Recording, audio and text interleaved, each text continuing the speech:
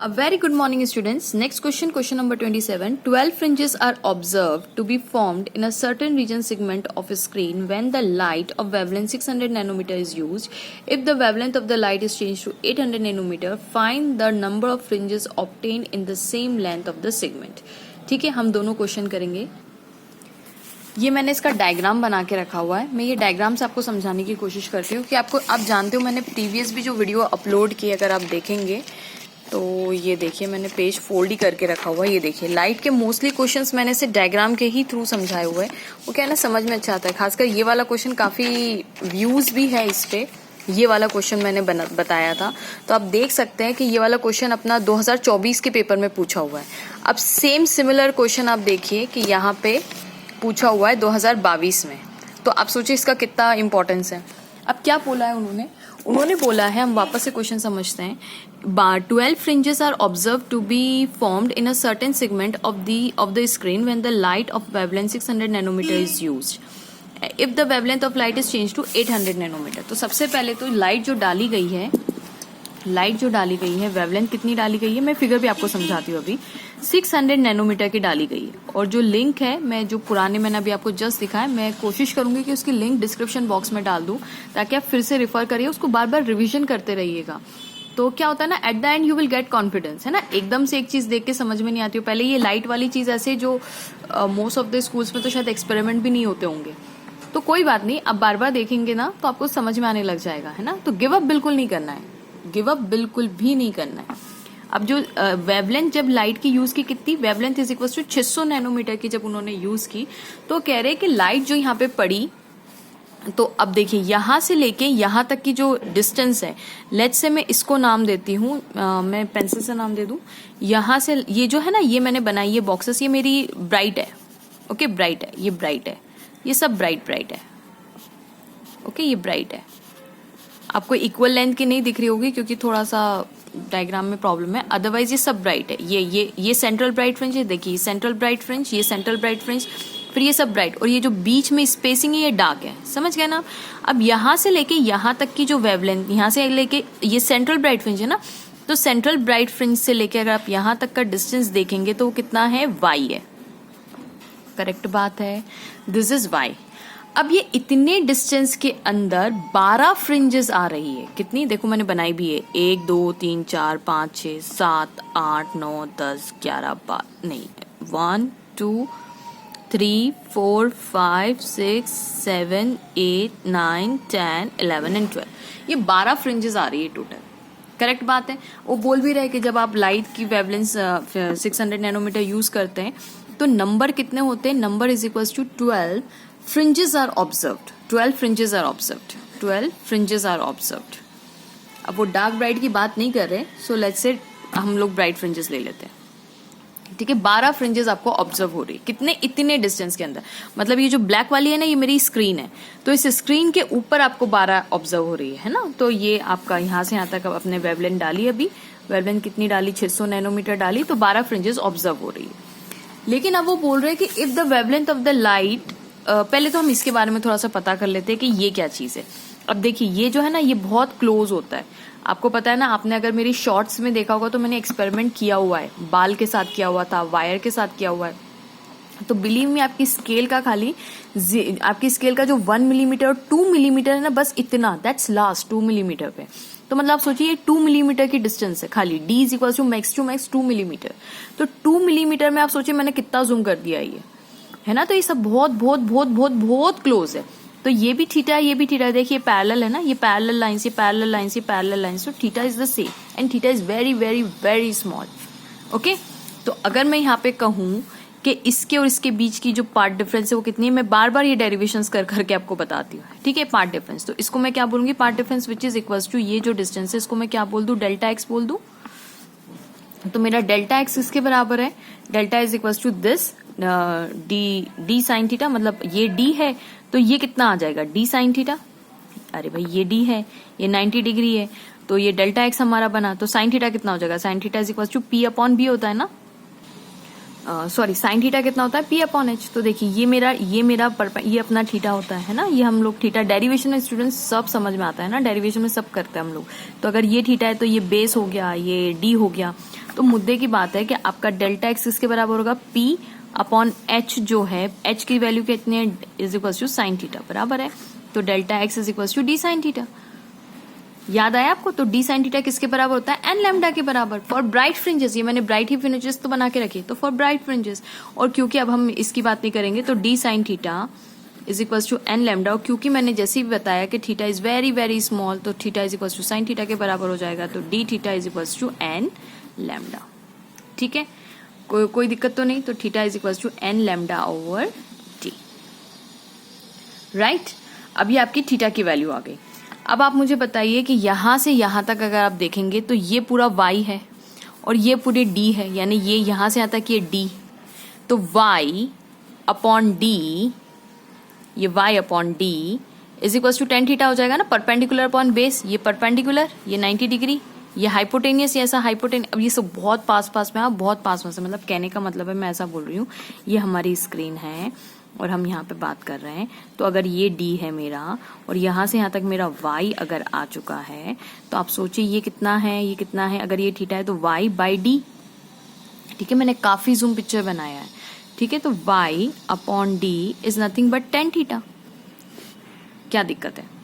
ठीक है, y by d is equal to tan theta, और थीटा वेरी वेरी स्मॉल, तो theta is approximately tan theta. यही theta तो है, तो y by d is equal to theta हो जाएगा। अब देखिए ये थीटा और ये थीटा को कंपेयर कर ले तो y by d is equal to N lambda over d. तो यहाँ पे y की वैल्यू निकल गई n lambda by n lambda d over d. मैं वापस से पीछे लिख देती हूँ, ठीक है, कोई बात नहीं, वापस से पीछे देखिए आप। तो थीटा की वैल्यू हमारी कितनी आई, थीटा की value tan theta is equal to approximately equal to theta, यानी y बाई डी आई। ठीक है, और यहाँ पे टू डी साइन थीटा था हमारे पास, याद है, डी साइन थीटा को मैंने थीटा लिखा था equal to N lambda. N lambda मतलब एन नंबर ऑफ फ्रिंजेस। ठीक है, तो theta is equal to lambda n lambda over d. अब ये थीटा और ये थीटा को मैं कंपेयर करूं अगर, तो y by d is equal to N lambda over d, which implies y is equal to N lambda d over ये डी। बिल्कुल आप सही सोच रहे कि ये बीटा क्या था, ये फ्रिंज विड्थ के बराबर आया था कि नहीं आया था, याद आया आपको? बीटा क्या था? Beta is the fringe width, मोटाई फ्रिंज की। वो कितनी आती है हमारी, एक फ्रिंज विड्थ कितने की होती है, लैम्डा डी बाई डी। ठीक है, अब यहाँ पे अगर मैं n और n से मल्टीप्लाई कर दूं तो n lambda D by D, that is nothing but y के बराबर आ जाएगा। मैं समझाती हूँ आपको, फिगर सब समझिए। देखिए ये बीटा कितना है, बीटा मतलब दो कॉन्जिक्यूटिव ब्राइट फ्रिंज या डार्क फ्रिंज के बीच की दूरी। तो अगर ये दो ब्राइट फ्रिंज है तो एक की बीच की दूरी बीटा, ये इसका मिड और मिड मिलाएंगे, फिर इसका मिड और मिड मिलाएंगे, ये देखिए दूसरा आपको दिख रहा होगा, फिर देखिए तीसरा आपको दिख रहा होगा ये बीटा, फिर देख रहा होगा आपको ये बीटा। दो ब्राइट फ्रिंजेस के बीच की दूरी है ना, या दो डार्क फ्रिंजेस के बीच की भी ले सकते हैं। ये बीटा, ये देखिए ये बीटा, ये बीटा, ये बीटा है ना, ये बीटा, ये बीटा, और ये भी तो सेंट्रल ब्राइट फ्रिंज भी तो ब्राइट फ्रिंज ही है ना, तो ये बीटा कोई भी लिख सकते हैं। देखिए कितने बीटाज हो गए, 1 2 3 4 5 6 7 8 9 10 11 12, यानी 12 बीटा। क्या मैं बोल सकती हूँ कि ये जो 12 बीटा है that is nothing but equals to y? गौर से देखिएगा स्टूडेंट्स, मैंने क्या बोला कि जो 12 ब्राइट फ्रिंज है जो कि बीटा के बराबर है, 12 beta is nothing but equals to y। ठीक है, और बीटा क्या है, एक फ्रिंज विड्थ हमने इतने की ही तो पढ़ी है बुक के अंदर, ये y के बराबर है, यानी 12 मल्टीप्लाई बाई बीटा की वैल्यू कितनी, lambda d over d, which is nothing but equals to y के बराबर। करेक्ट है, वही ये देखिए ये बीटा ही तो है, ये बीटा ही तो है, मतलब मैं ऐसा लिख सकती हूँ y इज इक्वल्स टू, अगर n नंबर ऑफ इंचेस आपको, अब जरूरी तो नहीं 12 देंगे, कभी 24 दे देंगे, कभी 80 दे देंगे, कुछ भी दे देंगे, तो n इंटू बीटा कर दीजिए, सिंपल।